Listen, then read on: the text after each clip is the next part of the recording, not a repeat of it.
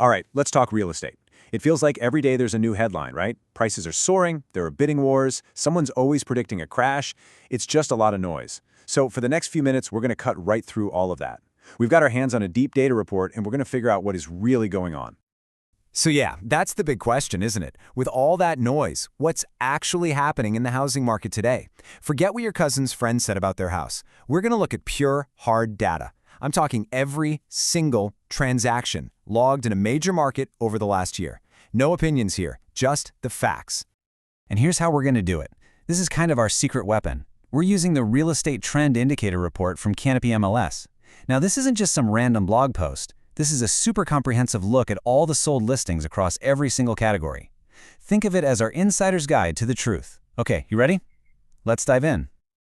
Okay, first up, let's talk about the big one. The absolute heart of the market. I mean, this is the segment that really drives the whole industry. We're talking about single-family residential homes. Whoa, just look at that number. 50,966, almost 51,000. That's how many homes have sold this year alone. This is not some small niche market, folks. This is a massive economic engine, powered by tens of thousands of families making a move. And what about the money behind those sales? Get ready for this. It's pretty staggering. We're talking about over $25.7 billion. When you see a number that big, it really shows you this isn't just about housing, it's a huge force in the entire economy. Okay, but here's where it gets really interesting. Where is all this action happening? You might think it's all in super cheap starter homes or those crazy expensive luxury mansions, but it's not. The data shows the real sweet spot for the market is right there in the middle, between $300,000 and $500,000. And look at that. The single busiest slice is that $400K to $499K range. That right there, that's the core of today's housing market. So, how are people actually paying for these homes? Well, no huge surprise, conventional loans are still king, making up 56%. But, and you gotta see this, here's the real stunner. Cash. A full 22% of all sales are cash deals.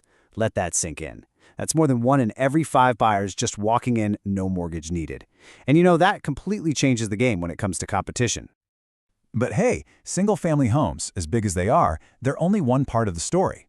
If we really want to see the whole picture, we need to zoom out a bit and look at some of the more specialized niche markets, things like land, lots, and multi-unit properties.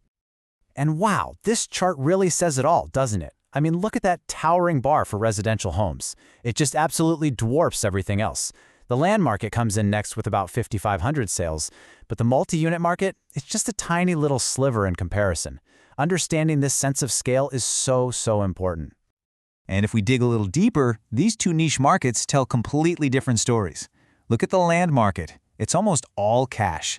A staggering 80% of all those deals are cash, and the average price is way lower, around $191 grand. Then you look at multi-unit properties. They're way more expensive, and they rely heavily on conventional loans, a lot like the main residential market. So you see, different products, totally different buyers, and different ways of paying for it. All right, now we get to what I think is the most fascinating part of this whole report. So we've looked at sales, right? But what about rentals? This is where the data gets, well, it gets really strange. It's like a little mystery we have to solve together. So as we switch gears to the rental market, just prepare yourself for a curveball. Seriously, the numbers that the report shows for this category, they don't seem to make any sense at all when you first look at them. They look completely different from everything else we've seen so far. Okay, just look at this table. The report is telling us there were over 10,000 sales in the rental category.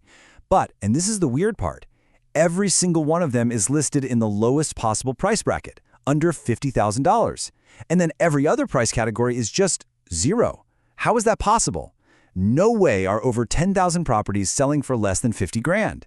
So, what is going on here?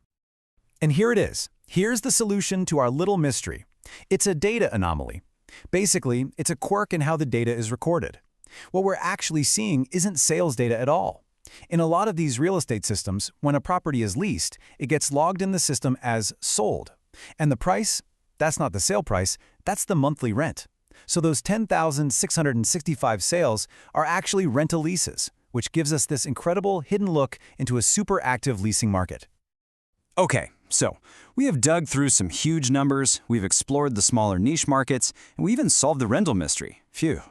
So what does this all actually mean? Let's pull it all together and boil it down to the big picture takeaways.